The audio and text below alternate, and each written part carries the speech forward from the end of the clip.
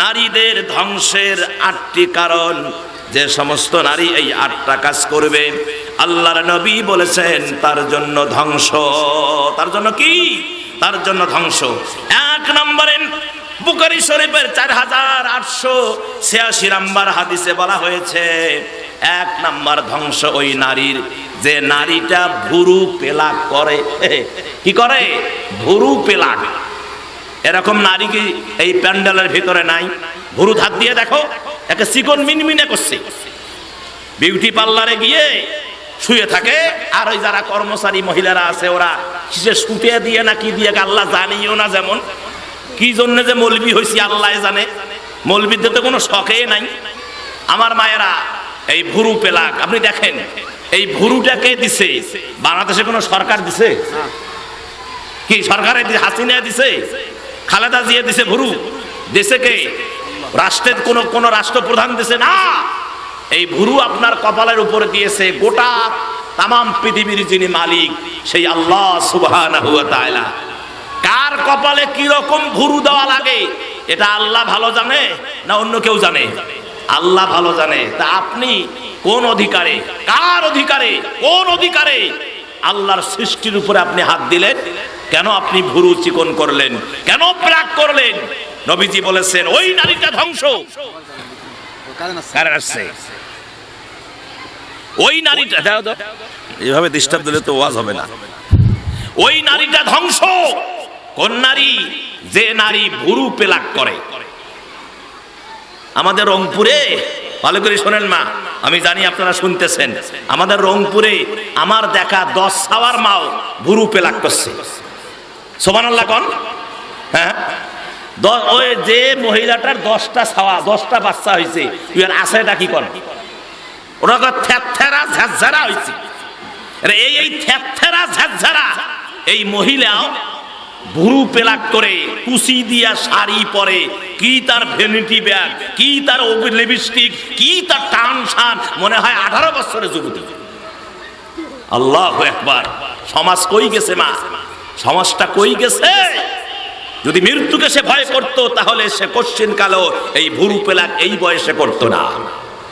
আমার মায়েরা, এজন্য যুবতীদের বলে যাই, যুবতীরা আমার রিকোয়েস্টটা তুমি মানো, কেননা তোমার চেয়ে কত কম বয়সী মেয়ে কবরে ঘুমিয়ে আছে। আহা, তোমার চেয়ে কত কম বয়সী যুবতী কবরে ঘুমিয়ে আছে। তোমার বয়সের কত বোন কবরের জমিনে ঘুমিয়ে আছে। ও বোন রে, আল্লাহর হয়ে যা, তাহাজ্জুদ গুজারানি হয়ে যা। ও বোন রে, দুনিয়াটা কয়দিন? এই দুনিয়া আজ আছে কাল নাই রে বোন। এই দুনিয়া আজ আছে কাল নাই। শান্তি তো একদিন হবে রে বোন। এই দুনিয়ার শান্তি শান্তি না, অনাদিকাল যেখানে শান্তি, ওই শান্তির জন্য চেষ্টা করে যাও। অনাদিকাল যেখানে শান্তি, যেখানে শান্তি শুরু হবে শেষ নাই। আর আজকের এই শান্তি, বিয়ে হলো আপনার কয় বছর? বিয়ে বিয়ে বিয়ে বিয়ে হয় না, হয় না, বিয়ে বিয়ে ঘটক মটক, একেবারে ভালোবাসা, হে বাসা সে বাসা, বিয়ে বিয়ে বিয়ে হয় না। পরে বিয়ে কষ্ট মষ্ট করে হইলো, এখন কয় বাচ্চা বাচ্চা বাচ্চা বাচ্চা, এ কবিরাজ ও কবিরাজ, ও মাজার ও ঔষধ ও ডাক্তার, খালি সেন সেন সেন, বাচ্চা নাই বাচ্চা নাই, একে বাচ্চা হলো। তারপরে আস্তে আস্তে আস্তে আস্তে কোমরে ব্যথা, পেটে ব্যথা, শরীর বলে দুর্বল, চোখে বলে দেখে না, জোনাকি পোকা, শরীর চলে না। কথা কয়, শরীর আর চলে না। তারপরে দেখা গেল মাথার চুল পাকা শুরু হলো। আর একটা বাচ্চা হলো, আরো শরীর দুর্বল। 2 বাচ্চা, কাজিয়া ঝগড়া, টাঙ্গা টাঙ্গি, মারামারি, বিচার করতে সারাদিন যায়। দুইটাই এমন দুষ্টু, এ দুইটার বিচার করতে কাম শেষ। জীবন একদম তেনা করে দেয়। লাস্টে মা অনেক সময় বলে, সদ গিয়া মরিস না, তোকে মরণে ধরে না, আজরাইল তোকে দেখে না। কথা কন না কেন? এরকম সমাজে অনেক মাদের মুখ থেকে বাচ্চাদের যন্ত্রণায় অতিষ্ঠ হয়ে এই কথাগুলো বাহির হয়। আসলে এটা তো মন থেকে বাহির হয় না, মায়ের মেজাজ গরম হয়েছে তাই বাহির হয়। আমার মায়েরা, মাথার চুল পেকে যাচ্ছে। আপনার পার্শ্ববর্তী আপনার ভাসুরের বউ, আপনার ধরেন ভাবি বা বোন হয়, যাও হয়, এসে বলল, কিরে তোর মাথার চুল পাকা শুরু হয়ে গেল। আস্তে আস্তে মাথার চুল পাকলো, দাঁত পড়া শুরু হলো। ওরে মা, এখন আর কেউ আপনারে কয় না যুবতী, এখন কয় বুড়ি। এখন কি বলে? বুড়ি। এটা হবেই, তার কারণ আল্লাহ কোরআনে স্পষ্ট করে জানায়া দিয়েছেন, ওয়া নুআম্মিরুহু ওয়া নুনাক্কিসুহু ফিল খালকি আফালা ইয়াকিলুন। মানুষ যখন বয়স প্রাপ্ত হয়ে যায় সব লোকসানের দিকে চলে যায়। মাথার চুল পেকে যায়, চোখ দুর্বল হয়ে যায়, কিডনি দুর্বল হয়ে যায়, লিভার আর কাজ করে না, হজম শক্তি নাই, গ্যাস্ট্রিক শুরু হয়ে যায়। এমন এক সময় আসে রে মা, সকালবেলা আপনার মাইকিং মসজিদের মাইকে হয়ে যায়, অমুকের স্ত্রী অমুকের মা পৃথিবীর জমিন থেকে বিদায় গ্রহণ করেছে। কেউ বা বাঁশ কাটতে যায়, কেউ বা বড় বাড়ির বাজারে যায়, লালমনিরহাটের বাজারে যায় আতর গোলাপ আর আপনার কাপড় কেনার জন্য। মসজিদের পালকি চলে আসলো, মহিলা দিয়া মশারি খাটায়া কুসুম কুসুম বড়ই পাতা দিয়া রে মা গোসলটা সেরে দিল। ও মা, 5টা কাপড়ের ভিতরে ঢুকায়া একটা চকলেটের মতো প্যাকেট বানায়া ওই পালকির উপরে বসায়া শেষবারের মতো নামাজ, জানাজা নামাজ পড়ায়া ও মা কবরের দিকে নিয়ে যায়। দুইজন ব্যক্তি নিজেদের মধ্যে কবরে নামে। আপনাকে ও মা আস্তে করে হাতের উপর ধরে কবরে শুয়ে দিয়ে আমা বিসমিল্লাহ ওয়া আলা মিল্লাতি রাসূলুল্লাহ, তারপরে বাঁশের পারাটিগুলো বিছায়া দিয়া ও মা মাটি দিয়ে যার যার বাড়িতে চলে যায়। ওই কবরে আপনাকে একাই পড়ে থাকা লাগে। যে মা কারেন্ট চলে গেলে ভয়ে অস্থির হয়ে যায়, কারেন্ট চলে গেল অন্ধকারে মা ভয়ে অস্থির হয়ে যায়। ও মা, কেমনে থাকবি রে মা, এই অন্ধকার কবরে কেমনে ঘুমাবি? ও মা, যদি নেক কাজ করে কবরে যাও, ও মা কবরটা জান্নাতের বাগান হয়ে যাবে রে মা। আর যদি নামাজ না পড়ে সংসার করে জীবনটা শেষ করে দিয়া ও মা যদি কবরে যাও, ওই অন্ধকার কবর আর কবর থাকবে না, ওই কবরটা সাপ দিয়া ভরে যাবে, বিচ্ছু দিয়া ভরে যাবে রে মা। আপনাকে পেছায়া পেছায়া ধরবি, যেখানে সাথী নাই বাতি নাই কিচ্ছু নাই, সাপ পেছায়া পেছায়া ধরবে। হাদিসে এসেছে মাথার মগজের মধ্যে আঘাত করবে, মোমের মতো বলে যাবে মা কিয়ামত পর্যন্ত কবরের আযাব ভোগ করতে হবে। বিদায় মা, কোথায় দৌড়াচ্ছ? মা গো, তোর পা ধরিবা, আয় ফিরে আয়, আল্লাহর হয়ে যা, মা খাতুনে জান্নাতের মতো হয়ে যা। আল্লাহু আকবার। খাতুনে জান্নাত ইন্তেকাল করলেন। ইন্তেকাল করার পরে আবু যর গিফারী জলিল কদর সাহাবী কবর খুঁজতে গেলেন। কবরকে বলতেছেন, কবর রে, আমি নিজ চোখে দেখে এসেছি জান্নাতুল বাকিয়ায় মা ফাতেমাতুজ জাহরার মাজার। আল্লাহ আমারে দেখাইছেন। 2006 সালে হজে যখন গেলাম, আমি জান্নাতুল বাকিয়ায় ঢুকলাম। ঢুকে দেখি মুআল্লিমকে জিজ্ঞাসা করলাম, ভাই আমার নবীর দরদের মেয়ে মা ফাতেমার মাজার কোনটা? আমারে দেখায়া দিল। ও হুজুর, এই যে জায়গাটা দেখা যায়, এই জায়গার ভিতরে তামাম জান্নাতিনীর সরদারিনী, তামাম জান্নাত রমণীদের সরদারিনী মা খাতুনে জান্নাত ঘুমিয়ে আছে। আমি কবরটা দেখে অভিভূত হয়ে গেলাম। হায় রে, যে খাতুনে জান্নাত তামাম জান্নাতের রমণীদের সরদারানি হবে, কেমন একটা জীর্ণ শীর্ণ কবরের ভিতরে ঘুমায়া আছি। আমার ভাইয়েরা কবর খুঁজতেছেন। আবু যর গিফারী ডাক দিয়া বলেন, কবর রে, তুমি কি জানো তোমার ভিতরে কারে রাখতেছি? ও কবর, ইনি হলেন নবীজির কলিজার টুকরা মা ফাতেমাতুজ জাহরা, খবরদার বেয়াদবি করবি না। তারপরে বললেন, ইনি হাসান হুসাইনের জননী, খবরদার বেয়াদবি করবি না। তারপরে বলে, আলীর স্ত্রী, খবরদার বেয়াদবি করবি না। কবরের সহ্য হলো না। কবর বলল যে আল্লাহ, আমার জবানটা খুলে দাও, ও কারে ভয় দেখায়, আমি একটু কথা বলে লই। কবরের মাটির জবান খুলে গেল। কবরের মাটি বলতেছে, আবু যর গিফারী শোন, কে নবীর বেটি, কে আলীর স্ত্রী, আর কে হাসান হুসাইনের জননী। আমার এটা শোনার টাইম নাই, আমার শোনার সময়ও নাই। যে আমার ভিতরে আসবে, আমি দেখতে চাই তার আমল কত ভালো আছে।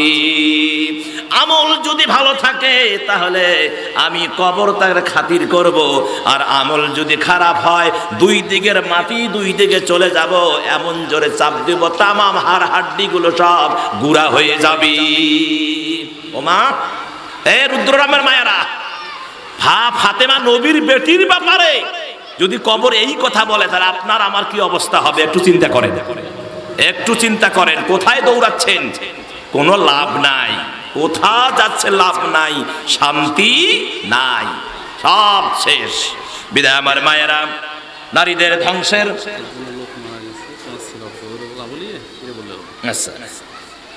আমার মায়েরা, তাহলে নারীদের ধ্বংসের 4টি কারণ। 1 নাম্বার হলো ভুরু পেলাক করা। এই ভুরু পেলাক করা যাবে না। 2 নাম্বার, যে নারী সুগন্ধি মেখে বের হলো, যে নারী সুগন্ধি মেখে বের হলো, ও মা, সুগন্ধি মেখে বের হলো, আর এই সুগন্ধি পরপুরুষের নাকে লাগলো, পরপুরুষের ঘেরান অনুভব করলো, ওই নারীটা ধ্বংস হয়ে যাবে। 3 নম্বরে, যে নারী পুরুষের পোশাক পরে, যে নারী পুরুষের পোশাক পরে, এরকম সমাজে আছে না নাই? এ মা, একজন নারী মানুষ কেমনে পুরুষের পোশাক পরতে পারে? এর জন্য দায়ী কিন্তু তার মা বাবা। মেয়েটা যে পুরুষের পোশাক পরলো, জিন্সের প্যান্ট পরলো, একটা হাফ হাতা গেঞ্জি গায়ে দিল, বুকে কোনো কাপড় নাই, চললো রাস্তার উপর দিয়ে, সাগাই সদরের বাড়ি, মার্কেটে যায়, এটা কি মা বাবা দেখে না? আমার মনে হয় মা যেমন ছিল, বাবা যেমন ছিল, তার মেয়েও তেমন হইছে। আল্লাহ রাব্বুল আলামিন কোরআনে বলেছেন, ইয়া আইয়ুহাল্লাযীনা আমানু আবতাগু ইলাইহিল ওয়াসিলা। হে ইমানদারেরা, তোমরা কি করো? আল্লাহর নৈকট্য লাভের জন্য ওসিলা তালাশ করো। আপনার দান, আপনার সদকা, এটা হবে নাজাতের ওসিলা। যতদিন বাঁচবেন, যতদিন বাঁচবেন, এ দান সদকা করে যাবেন। যতদিন বাঁচবেন, টাকা নাই, 1 মুঠ চাল দিয়ে দিলেন। কত ফকির বাড়িতে যায় না, মায়ো ভিক্ষা দেন মা। ফকির যা ট্রেনিং জানে, মাও কোনদিন বাপ কইছে, মায়ো কইছে কোনদিন? খালি মাও পায়। আমি ফকিরকে জিজ্ঞেস করছি, এই রিসেন্টলি 3-4 দিন আগে ফকিরকে জিজ্ঞেস করছি যে বাবা, এই বাড়ির পাশে যা মায়ো বাও কন্যা কে? ফকির খালি মুসুর মুসুর কি হাসে, খালি হাসে। আমি চিন্তা করলাম যে ফকিরের ট্রেনিং কোন আয়না ঘরে ট্রেনিং নিছি, আয়না ঘরে ট্রেনিং নিছে। তার কারণ মায়েরা সবসময় রিল্যাক্সে থাকে, মাদের মনটা নরম, মমের মতো নরম, আর দরদি মা, দরদি মা। আর পুরুষেরা সবসময় মেজাজ 100-র উপরে থাকে। ফকিরা চিন্তা করছে, যদি বায়ো কই নাঠি দিয়ে বাসর দৌড়ায়, আমি বুড়া মানুষ, দৌড়িবার বাবা নেই, জীবন শেষ। যার কারণে টেকনিক ওরা বুঝছে, মায়ো বাজে মা বলে টান দিয়া একটা সঙ্গীত শুরু করে দিল। আগের সেই পুরানি গজল, আগেরকার গজল, গতি নাই রে, গতি নাই রে, গতি নাই, অন্ধকার কবরের ভিতর বাতি নাই।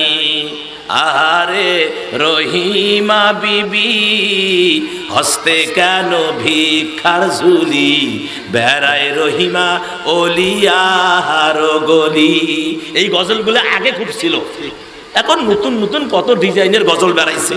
কথা কন, আধুনিক যুগ, আধুনিক গজল। এ মা, দান বেশি বেশি করে করবেন, যেমন আজকেও করবেন, আপনাদের কাছে ব্যাগ যাবে। দান বেশি বেশি করবেন। আর 10 নম্বরে নবীজি বলেছেন, সময় নষ্ট করা যাবে না। খেলায় খেলায় সময় নষ্ট করা যাবে না মা, সময় কিন্তু বেশি আর নাই। ও মা, তোমার পায়ে ধরছি মা, সময় নষ্ট করো না, সময় থাকতে কাজ করো। সময় ফুরিয়ে গেলে আর কোনো লাভ নাই। প্লেন যদি উড়ে আর লাভ নাই, আর বিদেশ যাওয়া হবে, ওই সময় আর হবে না। গাড়ি যদি ফেল হয়ে যায় আর লাভ নাই, গাড়ি থাকতেই 10 মিনিট আগে প্ল্যাটফর্মে যাও, স্টেশনে যাও, টিকিট করো, গাড়িতে ওঠো, তোমাকে গন্তব্যস্থানে পৌঁছে দিবি। বিধায় আমার মায়েরা, আপনাদের কাছে আকুল আবেদন আমার, আমাকে নিজের সন্তান মনে করলে করতে পারেন, ভাই মনে করলে করতে পারেন, হুজুর মনে করলে করতে পারেন, বক্তা মনে করলে করতে পারেন, যেটা আপনার পছন্দ হয়। ও মা, আল্লাহর দোহাই লাগে, এটা একটা মাদ্রাসা। এটা কি? এটা মাদ্রাসা। হুজুর বলেছেন কোনো চাপাচাপি নাই, নবীর ঘর আল্লাহ চালাবেন, ঠিক কিনা? এই প্রতিষ্ঠানটা এত বড় হয়েছে আলহামদুলিল্লাহ, এটা আপনাদের সহযোগিতা, মহব্বত, ভালোবাসায় আরো এগিয়ে। আমি তো এখানে এসে পা রেখেই আমি সকালে বলেছি, আমি তো রাইতে এসেছি আপনাদের সঙ্গে। আমার গতকাল মাহফিল ছিল দিনাজপুর, সেই কত দূর থেকে, রাত্রে কোনো ঘুম নাই, আরাম নাই, আপনাদের সামনে দুটি কথা বলার জন্য রাত্রে এখানে এসেছি। ফজরের একটু পরে ফজরের আজান হয়ে গেছে, নামাজ পড়ে ঘুমিয়েছি। আমার মায়ের আপনাদের সঙ্গে কথা বলার জন্য কষ্ট করে এসেছি। ও মা, আমি ঢুকেই বলেছি এই প্রতিষ্ঠান বহুতল ভবনে পরিণত হয়ে যাবে ইনশাআল্লাহ। আল্লাহ কবুল করবে ইনশাআল্লাহ। 550 ছাত্র, 600-7,000 ছাত্র হয়ে যাবে ইনশাআল্লাহ। এ বাগানে যখন ফুল ফুটেছে, এর ঘ্রাণ গোটা বিশ্ব ছড়িয়ে যাবে। এ ঘেরান কোথায় যাবে? গোটা বিশ্ব ছড়িয়ে যাবে।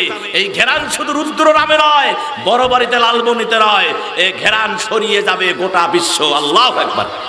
আল্লাহ যেন কবুল করে, জোরে কার আমিন।